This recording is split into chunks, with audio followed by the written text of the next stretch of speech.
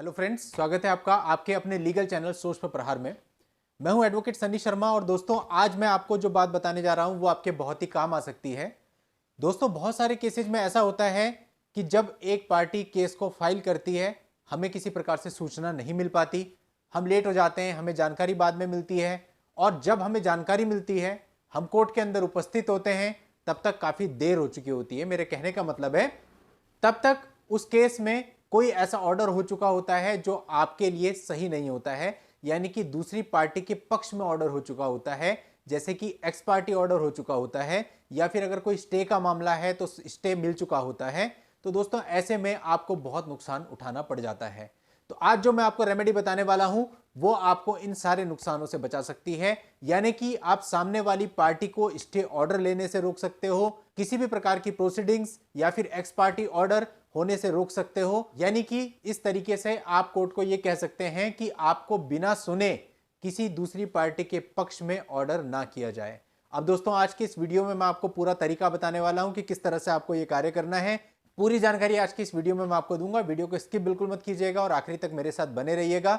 और यदि आप हमारे चैनल पर नए हैं, पहली बार आ रहे हैं, अभी तक आपने चैनल को सब्सक्राइब नहीं किया है, तो चैनल को सब्सक्राइब करके नोटिफिकेशन बेल पर जरूर क्लिक कर लें, ताकि फ्यूचर में जब भी मैं ऐसी कोई लीगल जानकारी, लीगल पोस्ट, लीगल जजमेंट्स आपके लिए लेकर के आऊं तो उसकी जानकारी आपको सबसे पहले मिले। तो चलिए दोस्तों इस पूरी प्रोसेस को समझते हैं। दोस्तों एक वर्ड आता है केविएट। इस कार्य को करने के लिए आपको केविएट पिटीशन कोर्ट के अंदर फाइल करनी होती है। अब दोस्तों जो केविएट है ये एक लैटिन वर्ड होता है जिसका मतलब होता है सावधान।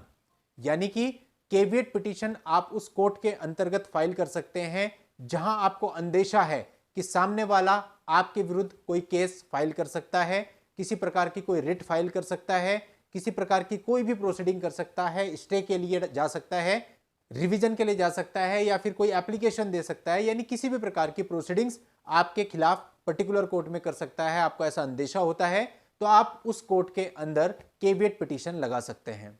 दोस्तों ये केविएट पिटीशन अंतर्गत धारा 148 ए ऑफ सीपीसी 1908 के अंतर्गत दाखिल की जाती है।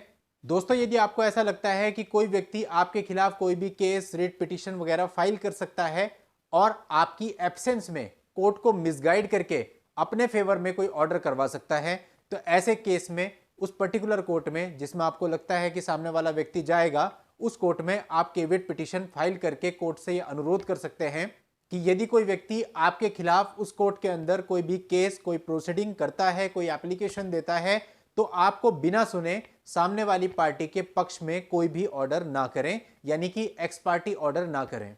दोस्तों नॉर्मली आपके इस अनुरोध को यानी आपकी केविएट पिटीशन को कोर्ट के द्वारा मान लिया जाता है, स्वीकार कर लिया जाता है और स्वीकार करने के 90 दिन के अंदर अंदर यदि कोई भी व्यक्ति उस पर्टिकुलर कोर्ट में आपके खिलाफ कोई केस डालता है, कोई एप्लीकेशन डालता है, कोई रिट डालता है, तो कोर्ट आपको एक नोटिस भेजती है, आपको सूचित करती है कि फला फला व्यक्ति ने आपके खिलाफ ये केस डाला है और आपको कहा जाता है, आपको तारीख दी जाती है कि उस पर्टिकुलर तारीख पर आकर आप अपना पक्ष रख सकते हैं।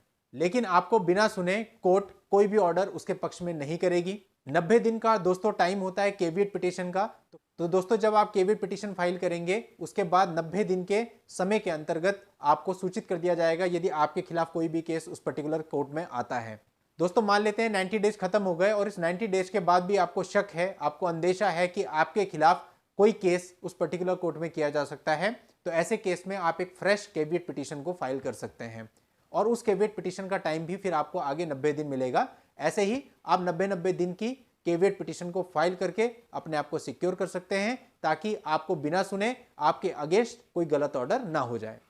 अब दोस्तों केविएट पिटीशन जब आप फाइल करते हैं तो आप कोशिश कीजिएगा कि किसी अच्छे एडवोकेट को आपको इसके लिए अपॉइंट करना है जो कि आपके पक्ष को कोर्ट के सामने रख सके और कोर्ट को ये कन्विंस भी कर सके कि आपके लिए केविएट पिटीशन क्यों जरूरी है, क्योंकि जब कोर्ट कन्विंस होगी तभी वो इस पिटीशन को एक्सेप्ट करेगी।